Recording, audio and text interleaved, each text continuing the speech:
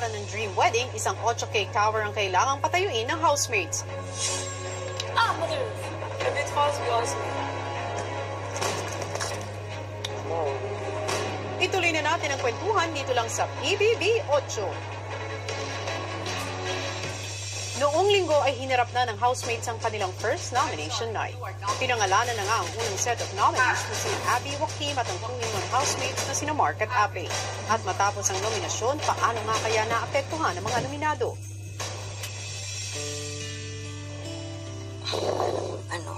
Para sa akin wala akong nakikita kay Abby. Gutom na ko. Huwag kang mag-ano. Wala kang ginawa. Good night daw eh. Ikakaano ng lahat. Ang daming nagulat. Kailangan mo maging malakas. Kung naniniwala kung hindi ka lang maniwala. Siyempre, kuya, tinatry ko pa rin na tanggapin yung katotohanan, kuya. Para makakalimutan ko, kuya. Siyempre, gusto ka rin mag-spend time sa mga housemates, kuya. Kilala mo sarili mo. Malakas ka, Wala Abby. Ikaw akong pa. nakikitang Samantala habang nagluluto ang ibang boy, si Joaquim kapansin-pansin at tahimik. Naisip ko na kahit ano mo ka-plan, kahit ano mo ka-strategize at isip sa mga bagay, if God has other plans, hindi mo yan maiiwasan. Na-realize ko, if I go, I'd still be thankful, I'd still have a lot of doors open for me. Obviously, I'd want to stay. And if I stayed, what would I do? And what I would do po was I think I really need to start thinking more with my heart. Sa garden area, nagbukas naman ng saloobin si Ape tungkol sa pagiging nominado. kung totoo naman ay nagpakita ko ng bad. And Oo talaga. ganun ako eh. Expected na po ako na nandun po ako kasi tanggap ko naman po sa sarili ko din po at alam ko rin naman po na may mga bagay na nagawa ko. Medyo may lungkot din po. Masyado kasi akong ambisyosa. Masyado kasi akong pangarap na mag-isa lang. Yan ka di ba? Eh, ganito ako eh. Ito yung pangarap ko nung una pa eh. Na bata pa lang ako eh. Tataguyod ako lang mag-isa. Wala eh. Ganun talaga ako. Gusto ko talaga. Makasarili ako masyado eh. About sa amin ni Kuya, parang hirap pa po. Hindi ko pa naman alam Kuya eh. Yung nasa puso ko Kuya, parang gusto pang unti-untiin pero parang may ganun Kuya na untiin ko tapos biglang bibitaw, parang ganun po Kuya. Alam kong nakaka-apekto po yung gantong ugali ko po. Hindi ko naman po maano yung sarili ko Kuya. Bakit ganito po? Bakit di ko kaya? Pero tuloy pa rin ako Kuya. Sabay na lang sa agos Kuya kung anong mangyayari. Gusto kong matutunang huwag maging matigas na ulo. Parang ganun Kuya. Baka kaya ko namang hilot-hilutin na Kuya pa unti-unti. Sayang tong pagkakataon na to. Kung ayaw niyang magbago. Wala tayong magagawa eh. But I did my best. God will not scorn me anymore. Sakit to lang. Hinawakan yung kamay kanina, yun. Parang ayaw. Tapos ginan ko. Oh my God. Tigas talaga to. So hard. So hard. Kala ko, bati na kayo. Ay, no. Sinasabi niya ngayon, di daw siya dating ganun, ganyan. I don't believe. Family is family. Parang nasasaktan din sa reaction ng kapatid ko kasi pinaparinggan niya ako na hindi naman daw siya dating ganun. Kulang na lang nasabihin niya na hindi siya dati ganito nang hindi pa ako dumating. Parang ganun po yung naiisip ko eh. Tapos nang hinawakan ko yung kamay niya kanina, para bang ayaw niya. Masakit na reaction po pero alam ko naman na kaya ko pa. Hanggang sa hapunan, maila pa rin si Ape at tila naiilang sa kanyang Kuya Mark. Woohoo! Eat!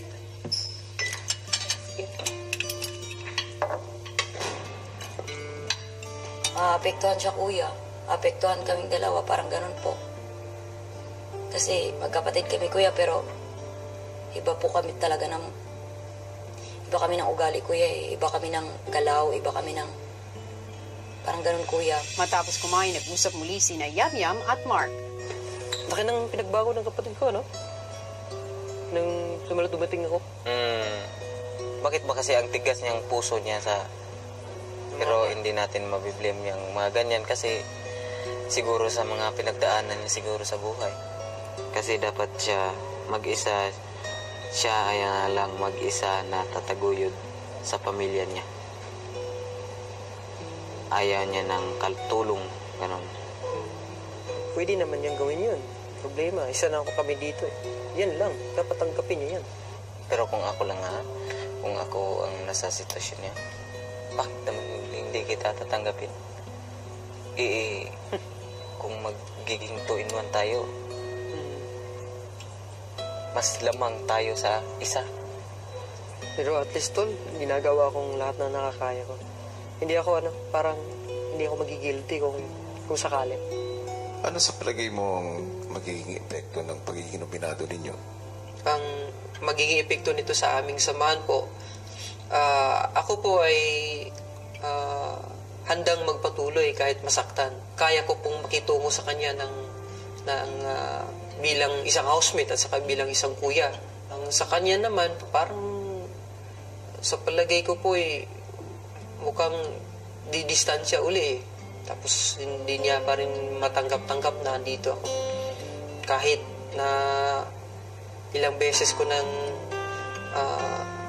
gustong mag-reach out sa kanya. Ang dapat na gawin ko dito ay yung walang hanggang pag-unawa. Bilang nakakatandang kapatid, hihingin ko muli ang tulong mo. Opo. Gustong-gusto kong gawin Sana ko. ay huwag mong susukuan ang kapatid mong si Abe. Hindi ko po yan susukuan, kuya.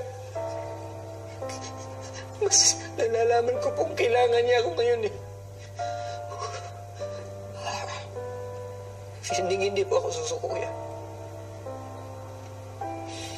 Ngayon at higit kailanman, mas kailangan niya ang kuya niya. Opo. Di rin ako tumitigil sa pag-asa na hawak kamay kayong haharap ni Abe sa laban na ito. Inaasam kong makita ang araw na yun. Kay ganda pong mangyari yun sa buhay namin. Gagawin ko po din po yung parte ko. Lahat ng makakaya ko ibubuga ko po. Dahil sa mga nakaraang kaganapan, minabuti ni Kuya na ipakausap si Abe kay Doc Randy at hanggang ngayon ay dumadaan ito sa counseling sessions. At para mas maintindihan ang kanyang housemate, minabuti rin ni Kuya na hingin ang opinyon ni Doc Randy tungkol kay Abe.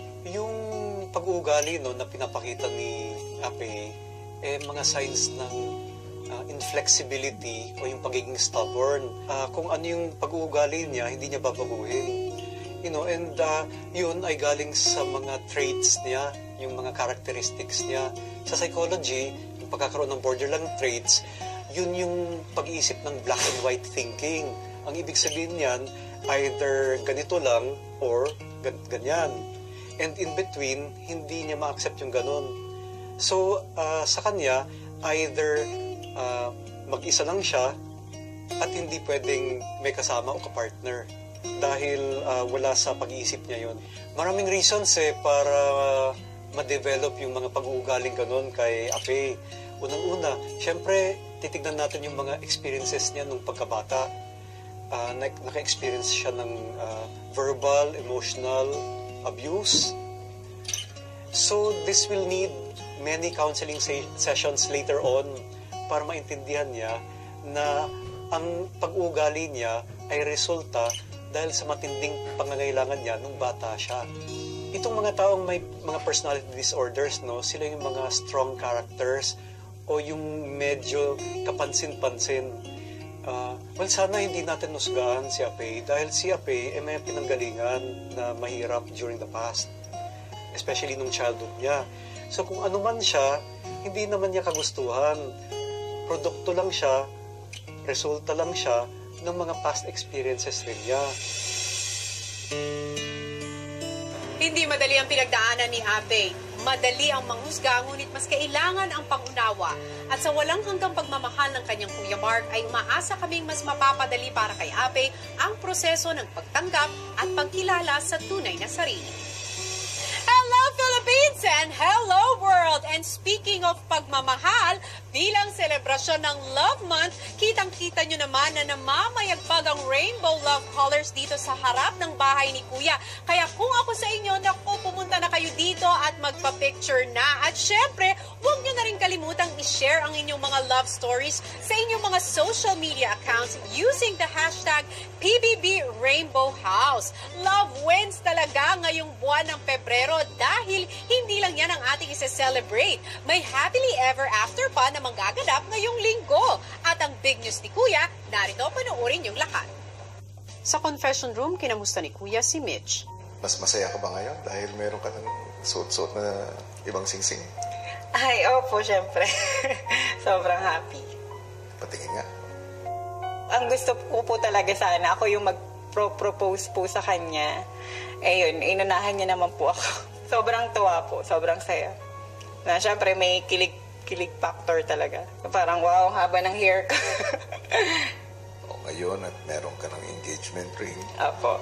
Ang susunod syempre nito ay Kasal. kasalan na. Opo. Oras na para mag-isip at magplano. Opo. Alam mo ba kung bakit? Bakit po?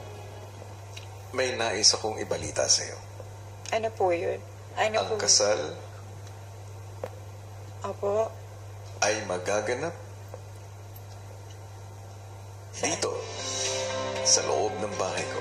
Ah, totoo po. At ito ay napag-usapan na rin namin ni Dudes. Hala. Thank you po, Kuya.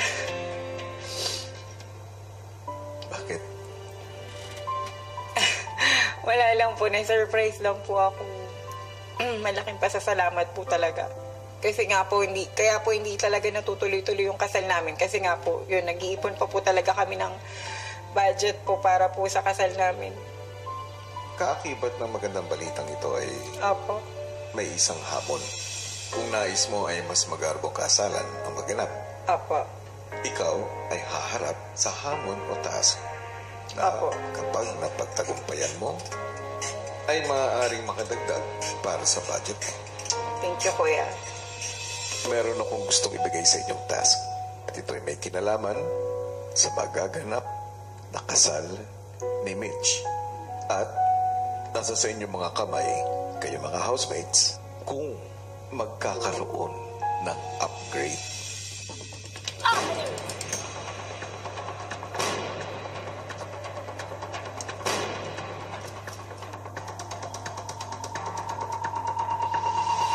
Bakla maganda dito. Tapos lalakad ka dyan sa swimming pool, oh. Tapos malalaglag ka. Ito yung magandang place, promise. Tapos may ano dito. Baka umulan. Dapat kasya yung mga bisita dito. Ha? Hindi kasya. Doon sila bakla maghintay. Ha? Doon ang reception. Dito ang ano, magaganap ang Aido. Aido. Aido. Makalipas ang ilang oras, pinatawag ni Kuya si Ate at Joaquin sa confession room.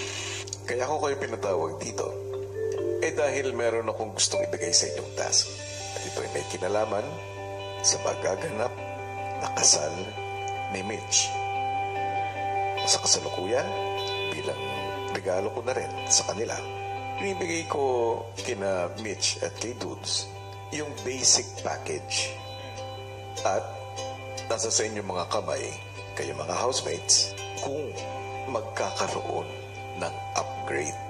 At kayong dalawa ang inaatasan kong leaders para sa task nito. Okay. Sa task na ito, kailangan nilang makabuo ng cake na may 8 layers gamit lamang ang playing cards o baraha. Para sa unang layer, kailangan nilang mapuno ang buong circle or circumference ng table na pagbubuuan ng 8 cake. Habang pataas ang layers, ay maaari namang lumiit ang circle na parang tunay na 8-layered wedding cake. Kapag nabuo na ang 8 layers, kailangan nilang mapatong ang cake topper para matapos ang task. May karampatang wedding package upgrade din ang bawat layer na mabubuo nila. Kapag nabuo nila ang 3 layers, ay maa-upgrade na sa standard ang package.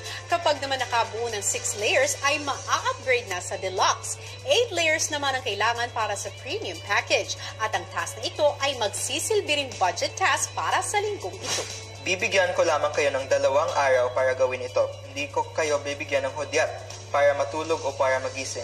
Kayo ang magdedetermina kung kailan ninyo gagawin ang task na ito. Good luck, housemates.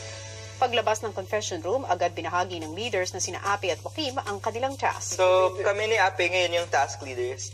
At it's our choice if we don't sleep or whatever. Kasi 2 nights naman siya. Really? So we have no bedtime or... We have no bedtime or morning wake-up call. Gawin natin ito para kay Ate Mitch. I almost said Gawin natin ito para 8 kay Ate Mitch. circles. Did you understand? Matapos maibahagi ang task sa ibang housemates, si Joaquim pinagnilay-nilayan muna ang kanyang leadership style.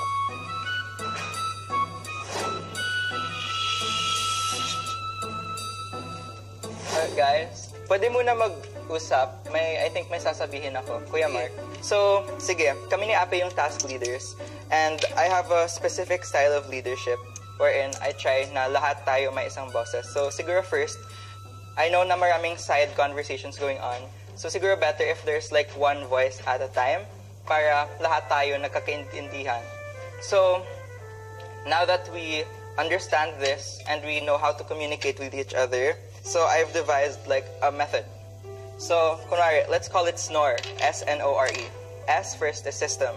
System is how we should put up the cards. Kasi we can put it up like that, we can put it up like that, and then N is number. Because we have 60 decks with 54 cards per deck. That gives us 3,240 cards. So baka mauubusan tayo. After N is order, what do we do first? And then R is roll, who does what? Finally, E is everyone sleeps. Because we need to decide who sleeps when. Kasi for me, if it were only up to me, gusto ko sana first night pa lang tapos na para wala nang problemahin. Pero baka yung iba, hindi sila makaka-perform. They can't perform well if they're sleepy, ganon. Right? I think that's really the litmus test of effective leadership. How your constituents react and how they feel. Because leaders are kind of like public servants po. And I was observing the housemates po, all of them were in high spirits. Everyone was in agreement that we all worked together. And that's really what a leader's job is. Bago simula ng pagbuo ng Cake Tower, ang housemates nagkanya-kanya munang strategy sa pagbuo. 2 araw lang tayo, guys. Kaya yan?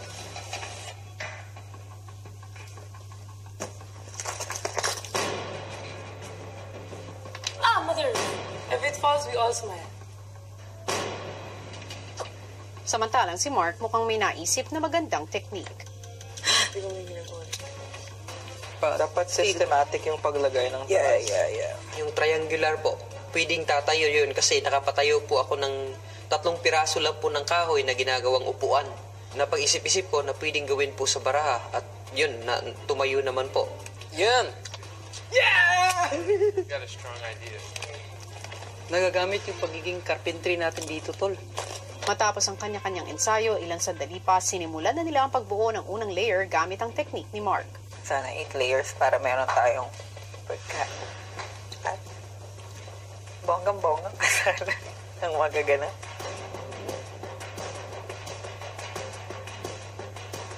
I realize this is going to be a really tall cake because this is 3. It's here. It's going to be 6 around here. Yeah, because that's long. That's lengthwise. You need taller people to do the top, diba? Yeah. My contributions was mainly brainstorming and giving ideas. Whenever I thought that something looked dangerous to touch.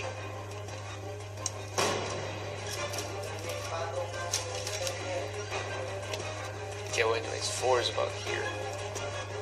Unti-unti namang nabuo ang unang layer ng cake.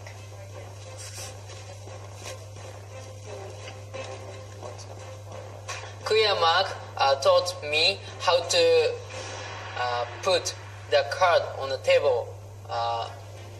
And then I practiced Kuya Mark's strategy. Yeah, it's a lot better. Sides is coming. I know, it looks so good, guys. Great job. Hanggang sa nabuo na nila ang first layer. Yung around 1,000 cards. First layer. It's like $1. Let's rest for 5 minutes. Okay. Yes po. Kuya Mark, do you feel comfortable na ikaw gumawa ng center of each one? Alright. Kung madaling nabuo ang unang layer, sa pangalawang layer naman ay nahirapan sila sa pagtatayo ng card. It's really hard, like getting it.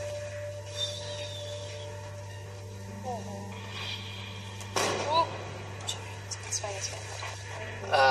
The first layer is good, but second layer is it's so difficult because very slippery. Kuya, should we do this one? Uy! Si Ape nilutuan ng lugaw mga kasama na abala pa rin sa pagsubok na buuin ang second layer. Maya-maya nagpasya muna silang kumain. Tikman nga natin, Day. Let's go, guys. Wow. Good. Thank you so much. You're welcome. Kain mo na po. Kain mo na, pose.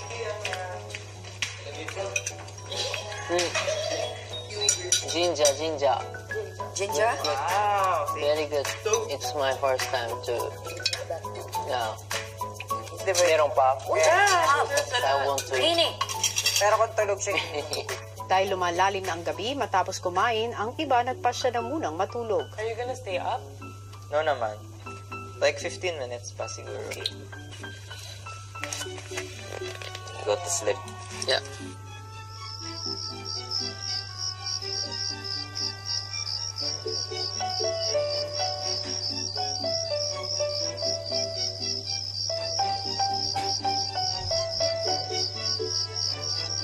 Habang himbing na sa pagtulog ang mga kasama, si Joaquin abala pa rin.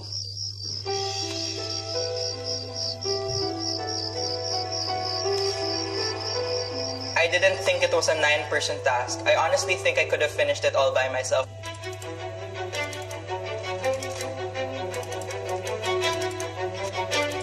My goal was, by the time everyone woke up, I would have had already the second layer to show them an inkling, a semblance, an iota, a modicum of progress. Unti-unti na sanang nabubuo ni Joaquin ang second layer hanggang sa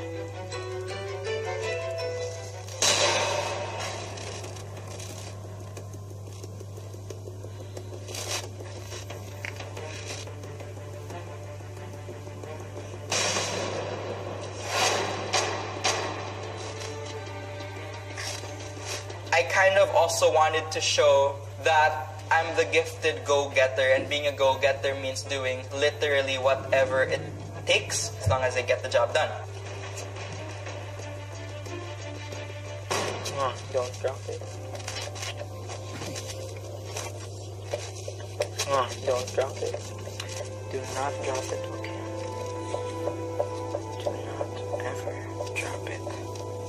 I'm not particularly athletic. I'm not particularly good-looking. I'm not that talented, I guess. Having grown up with geniuses, people who are much greater than I am, it's helped me po being a go-getter. I told you not to drop it, Kim. I told you not to drop it. Nung bata po ako, I was diagnosed with attention deficit hyperactivity disorder. I've had problems concentrating and focusing and staying in place. As a result, I found it hard to perform well in school. Being raised by a family of achievers, it just didn't sit well with me, not being good enough po. So, being analytical and critical was my way of going past those hurdles.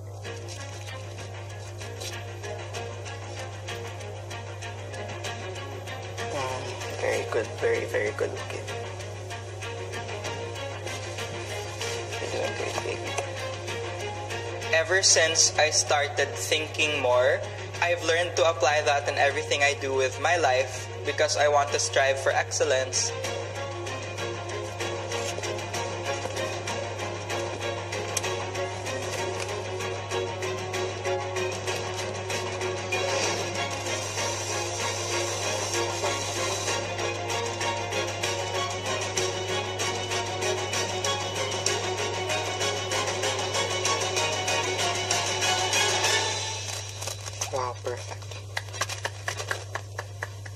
Hey, look at that. Hollow. Very big hollow there. Isang bent lang yan ng card.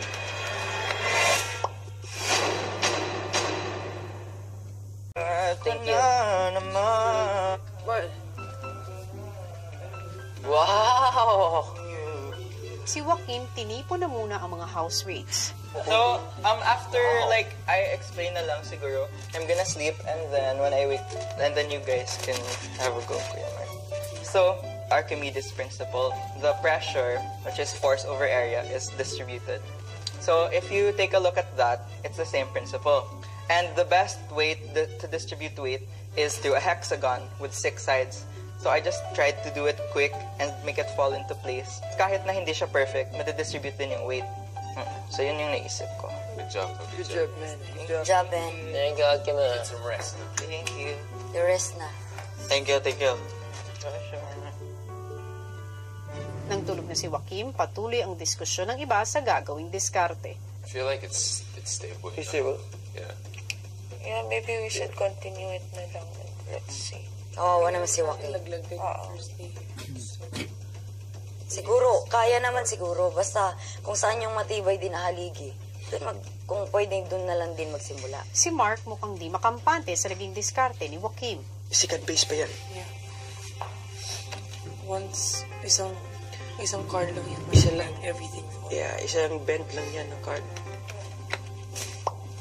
You look this part here, Andre. Yeah.